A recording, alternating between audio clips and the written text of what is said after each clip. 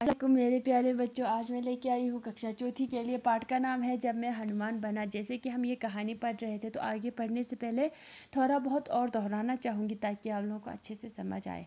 तीसरे दृश्य के लिए पर्दा उठता है। ढोल की आवाज़ के बीच में मुझे मंच पर धकेल देता है।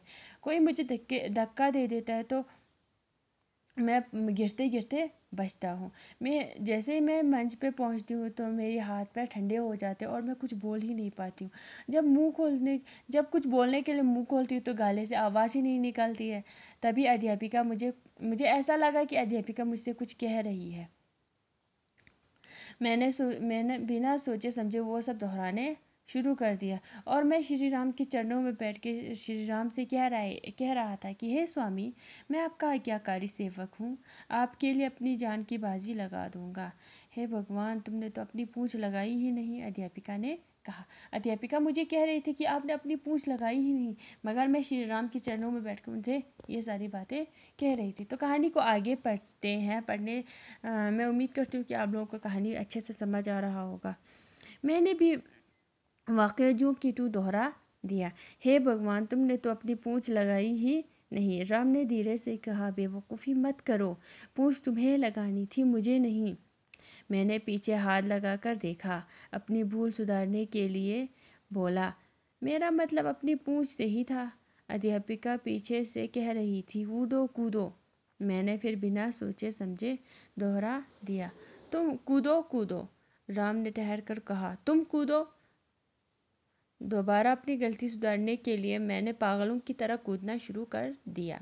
तभी जोरदार हंसी के बीच मंच पर पर्दा गिरा दिया गया। अध्यापिका चुप थी।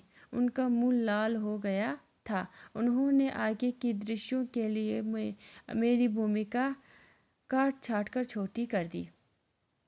अब तक मेरी घबराहट भी कुछ कम हो चुकी थी।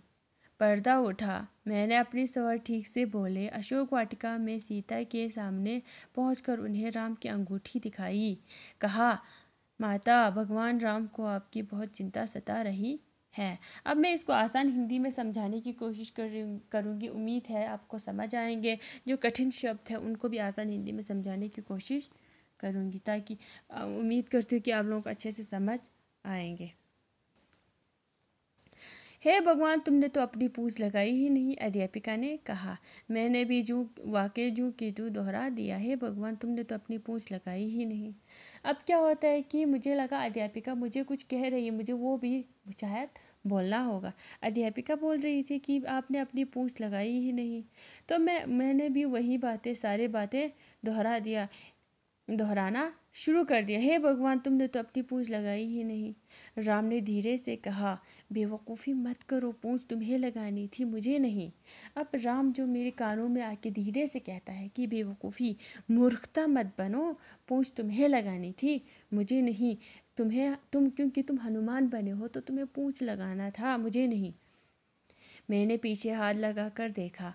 अपनी भूल सुधारने के लिए बोला, मेरा मतलब अपनी पूंछ से ही था। फिर मैंने जैसे अपने पीछे हाथ लगाकर देखा तो पूंछ था ही नहीं। तो मैंने अपनी गलती सुधारने के लिए कहा, मेरा मतलब अपनी पूंछ से ही था। अध्यापिका पीछे से कह रही थी, कूदो कूदो। अध्यापिका मुझे कह रही थी कि कूदो कूदो। मुझे क्या पता, मुझे लगा कि वो फिर से बोलना होगा, इसलिए मैंने फिर से कह दिया। बिना सोचे समझे दोबारा बोल दिया कि कूदो कूदो। राम ने ठहर कर कहा, तुम कूदो। राम मुझसे गुस्सा होकर कहता है कि तुम कूदो। दोबारा अपनी गलती सुधारने के लिए मैंने पागलों की तरह कूदना शुरू कर दिया। फिर मैंने अपनी गलती को सुधारने के लिए मैंने कूदना शुरू कर दिया। तभी ज़ोरदार हंसी के बीच मंच पर पर्दा गिरा दिया गया। तभी ज़ोरदार सारे दर्शक हंस रहे थे मुझे देख के, और पर्दा गिरा दिया जाता है। अध्यापिका चुप थी। उनका मुंह लाल हो गया था। अध्यापिका जो थी वो बिल्कुल चुप थी और वो गुस्से से मुझे देख रहा था। उन्होंने आगे की दृश्यों के लिए मेरी भूमिका काट छाट कर छोटी कर दी। आगे के लिए मेरी भूमिका जो है मेरी अध्यापिका ने छोटी कर दी। अब तक मेरी घबराहट भी कुछ कम हो चुकी थी। अब तक तो मेरी घबराहट जो थी वो भी थोड़ी कम हो चुकी थी। फिर से पर्दा उठता है। मैंने अपनी सवाल ठीक से बोले। अशोक वाटिका में सीता के सामने पहुंचकर उन्हें राम की अंगूठी दिखाई। अब क्या होता है कि अशोक वाटिका में जाते हैं जहाँ पर सीता को रखा जाता है रावण। तो वहाँ पर जाने के बाद उनको श्री राम की अंगूठी दिखाते हैं और कहते हैं कि माते भगवान राम को आपकी बहुत चिंता सता रही है। और कहता है कि माते भगवान श्री राम को आपकी बहुत चिंता सता रही है, वो आपकी बहुत फ़िक्र कर रही है। तो मैं उम्मीद करती हूँ कि आप लोगों को अच्छे से समझ आया होगा